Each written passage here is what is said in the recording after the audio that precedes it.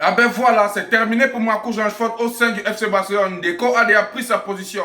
En interne, on comprend également qu'il y a une bonne nouvelle à propos de Rafinha qui fera son retour très bientôt. De l'autre côté du Real Madrid, on constate également que Ferran Torres est décidé à virer Alvaro Arbeloa. Sans doute pas tarder, Vinicius Junior est incertain également au sein du Real Madrid. Alors l'équipe sont les gros sujets de cette vidéo. Je t'invite à rester jusqu'à la fin pour mieux comprendre. N'hésite pas à mettre ce que tu penses en commentaire et c'est parti. Salut l'équipe, j'espère que vous allez bien. Moi c'est MC Joli Champa, 100% football, tout ce de l'actualité. Si vous êtes nouveau à la page, n'hésitez pas à vous abonner, de partager au maximum car c'est ça qui fait le référencement. Comme je tiens toujours à dire, c'est gratuit. Tu likes, tu partages, tu t'abonnes. Je suis sûr qu'il y a quelqu'un de ton entourage qui peut aimer ce que je fais.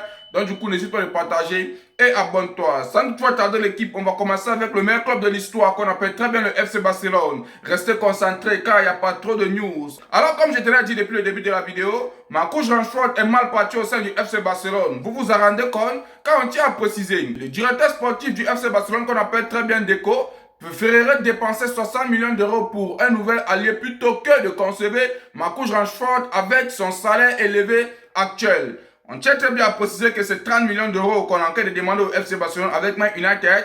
Mais malheureusement, les gars ont dit non. Ils préfèrent encore dépenser plus pour avoir quelqu'un d'autre que Rashford. Et alors, ce qui pousse Deco à faire ça, c'est le fait que Marcus Rashford a eu sa chance. Vu que Rafinha est blessé, on tient à préciser qu'il n'a pas saisi, que le gars n'a pas donné ce qu'on attendait de lui. Du coup, les gars ne veulent pas investir sur lui. Ils se décident à ce qu'il puisse prendre une autre personne, un autre joueur, mieux que Rashford. Moi, je tiens à préciser que la décision, elle est bonne, mais ça a trop tardé. Parce que vu les performances de Rashford, s'il restait là et qu'il essayait, il pouvait faire mieux que ça.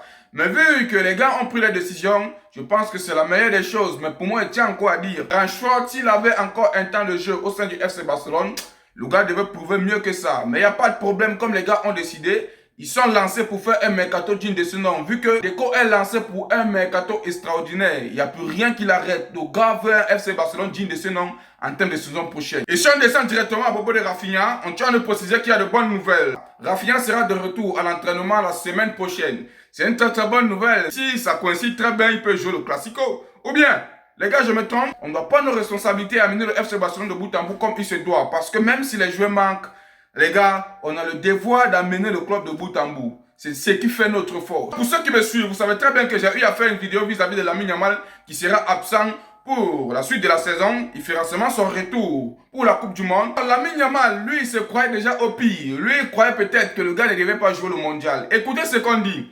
Lamine Yamal craignait le pire. Lamine Yamal a confié à ses proches qu'il s'attendait à une blessure grave. Mais après les examens, le FC Barcelone a assuré le joueur en lui indiquant qu'il serait prêt pour la Coupe du Monde. Étant donné qu'il ne sera pas en mesure de jouer le Classico, il ne jouera plus cette saison. Le club préférerait que le joueur se rétablisse tranquillement avant la Coupe du Monde. J'espère que ça a été rassuré. Parce que Lamine Yamal, le gars, sa tête, ça donnait déjà que mais qu'est-ce qui se passe?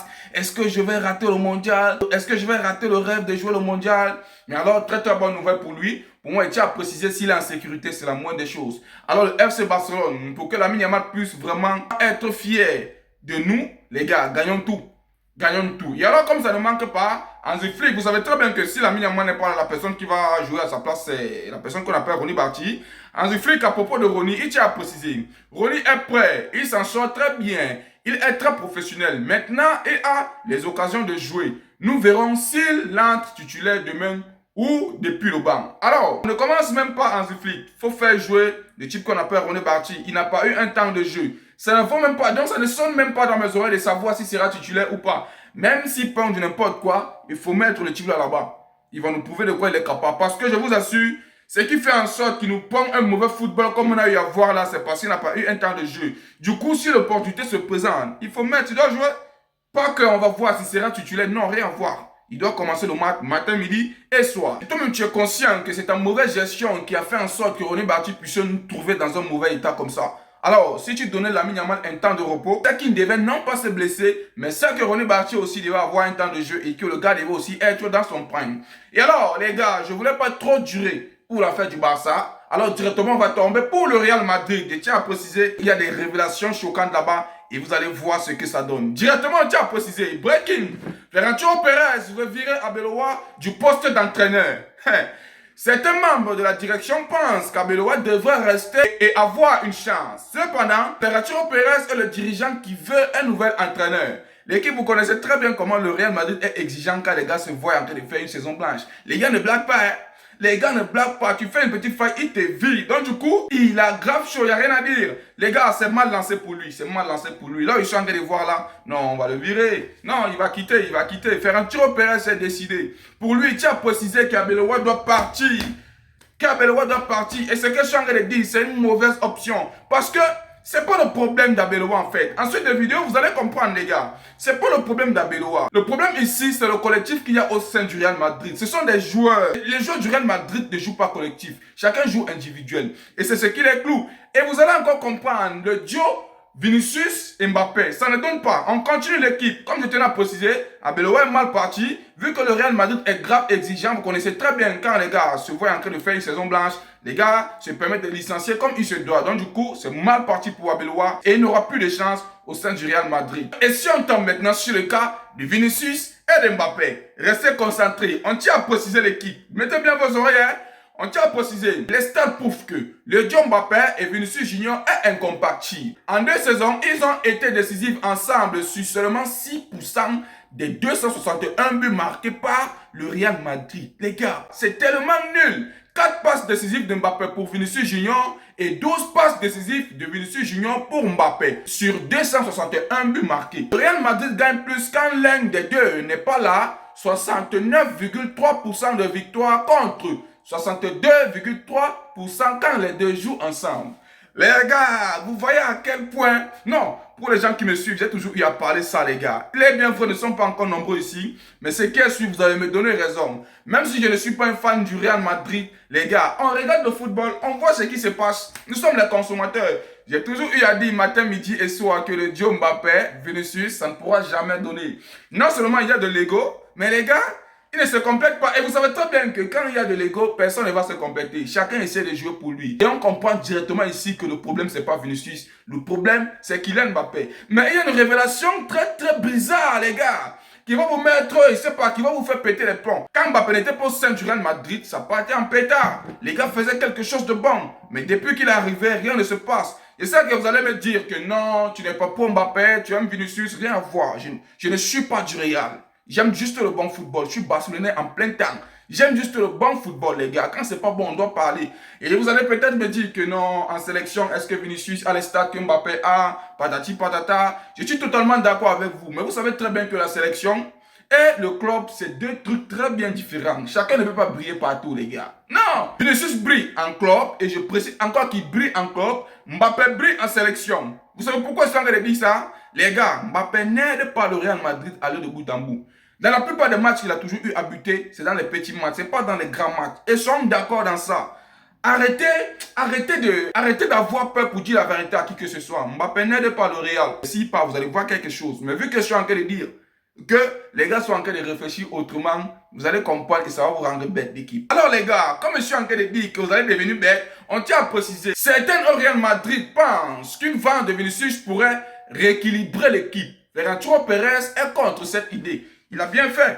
Il a bien fait l'équipe. Certains pensent, mais Ferran Pérez, le gars ne mélange pas la idée, vous voyez un peu. Il n'est pas d'accord, parce qu'il sait très bien que Vinicius est utile. Mais déjà, le fait de savoir que certains pensent que c'est Vinicius qui est le virus du club qu'on appelle très bien le Real. Mais les gars, c'est que vous êtes à gauche. C'est que vous ne regardez même pas le football. C'est que votre club là même, il ne sait même pas si vous essayez de voir ce qui se passe là-bas. Vinicius est celui qui aide le club, les gars. Vinicius est celui qui aide le club. Mbappé est celui-là qui ramène le club plus bas. Vous allez me dire que non, les gars, Mbappé n'aide pas le club. Je dis et je redis cela. Je ne vais pas arrêter le poteau pour dire la vérité. C'est un poisseux. Partout où il passe, rien ne part de l'avant. Quand il n'était pas là, Vinicius Junior allait de bout en bout. Même si Vinicius Junior a de l'ego, non les gars, on sait très bien que lui, il fait quelque chose de bon quand il est seul. Comme j'ai eu à lire là. Et alors, comme ça ne tarde pas, Vinicius Junior est mal barré. Hein. Il n'y a aucun réel progrès entre le Real Madrid et Vinicius Junior pour sa prolongation. L'offre du Real est d'environ 20 millions d'euros net par an, alors que ces gens demandent plus de 30 millions d'euros net par an. Alors, le club n'augmentera pas son offre. Vous voyez déjà que si les gars ne s'entendent pas sur le chiffre, ça veut dire que Vinicius Junior ne sera pas à l'aise. Parce que lui, il va se voir en train de jouer comme s'il joue pour rien. Même s'il aime le club, ça ne veut pas dire que j'aime le club, je dois devenir pauvre. Non. Du coup, les gars doivent s'entendre. Si les gars ne s'entendent pas, Vinicius Junior va bouger du club là. Et c'est très très mauvais pour eux. Parce que je suis en train de dire que la personne qui amène de bout en bout le club là, c'est Vinicius Junior. Même si Mbappé reste, l'équipe, rien de bon ne va se passer là-bas. Mbappé est poisseux.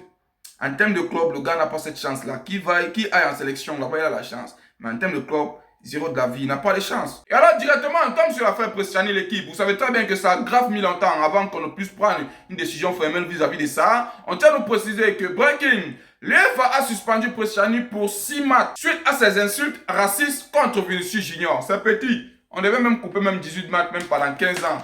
Pourquoi on vient seulement donner 6 matchs? C'est petit. Moi, je tiens à préciser, il est très très mal intentionné. Il a insulté Vinicius Junior. Et alors, je suis en train de dire, déjà si on donne la suspension de 6 matchs, ça veut dire que non, il y avait des injures.